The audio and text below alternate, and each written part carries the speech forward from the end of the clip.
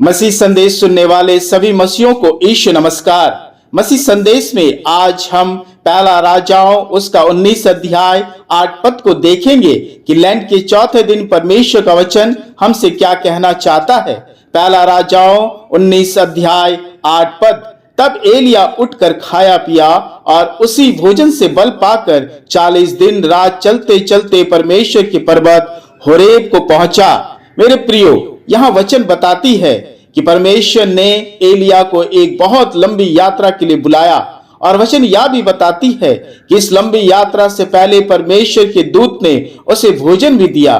भोजन में एक रोटी और एक सुराही पानी मिला, जिसे खाकर एलिया 40 दिन और रात चलते चलते परमेश्वर के पर्वत होरेब को पहुंचा। मेरे प्रियो, एक मसीह मनुष्य का आत्मिक जीवन भी लंबी यात्रा जैसे है, जिसमें अनेक कठिनाइयां, परीक्षाएं और मुसीबतें हैं जो आशा नहीं, और बिना आत्मिक भोजन के ये यात्रा संभव भी नहीं। मेरे प्रियो, इस लेंथ में शारीरिक भोजन की सामत नहीं बल्कि आत्मिक भोजन की सामत की आवश्यकता है। उपवास और प्रार्थना इस लेंथ हमारा आत्मिक भोजन है जो हमें अपनी आत्मिक यात्रा को पूरी करने में मदद करेगा। इसलिए वचन भी कहता है, यूहन्ना रचित सुसमाचार उसका 6 अध्याय 27 पद, नाशवान भोजन के लिए परिश्रम ना करो, परंतु उस भोजन के लिए जो अनंत जीवन तक ठहरता है, जिसे मनुष्य का पुत्र तुम्हें देगा, क्योंकि पिता अर्थात परमेश्वर ने उसी पर छाप कर दी है। साथ ही आज का वचन यह भी बताती है कि 40 दिन रात चलने के बाद एलिया परमेश्वर के पर्वत होरेब को पहुंचा। मेरे प्रियो, लेंथ के ये 40 दिन हमें अपने उपवास और प्रार्थना की अगुवाई में चलते रहना है, ताकि 40 दिन के उपवास और प्रार्थना का फल हम पा सके। जैसे एलिया परमेश्वर के पर्वत होरेब में पहुंचा और परमेश्वर के प्रकाशन को प्राप्त किया। मेरे प्रियो, हमारा पर्वत तो मसीह है, उसमें मिलने वाला अनंत जीवन है। हमारा प्रकाशन भी मसीह है, वही हमारा मार्ग, सत्य और जीवन भी है। हमारी यात्रा उसी प्रभु के साथ अनंत जीवन की महिमा के लिए है, जिसे पौलुस भी कहता है फिलिपियों की पत्री उसका 3 अध्याय 14 पद, मैं निशाने की ओर दौड़ा चला जाता हूं ताकि वह इनाम पाऊं जिसके लिए परमेश्वर ने मुझे मसीह यीशु में ऊपर बुलाया है। प्रभु परमेश्वर इस वचन के द्वारा हम सबों को बहुतायत से आशीष दे।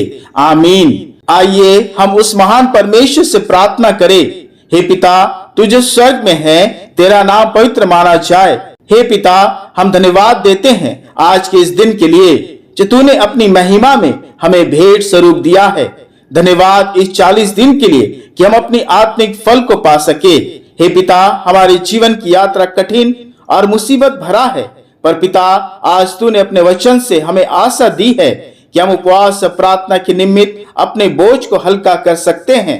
हमारी जीवन की यात्रा को सफल कर, रास्ते के हर मुसीबतों को, परेशानियों को दूर कर, हर वो परीक्षा, कठिनाइयां यीशु के नाम से दूर हो। हमें अपने आत्मिक भोजन से तृप्त कर, ताकि हम इस यात्रा में बल को प्राप्त करें, ताकि अंत तक धीरज धरकर अनंत महिमा को प्राप्त कर पाए, उस जीवन के मुकुट को पा सके जिसे देने का तूने वायदा किया है।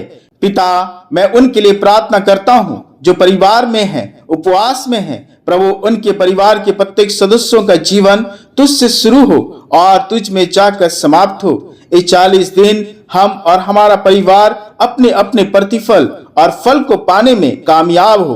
प्रभु, हम पर दया कर।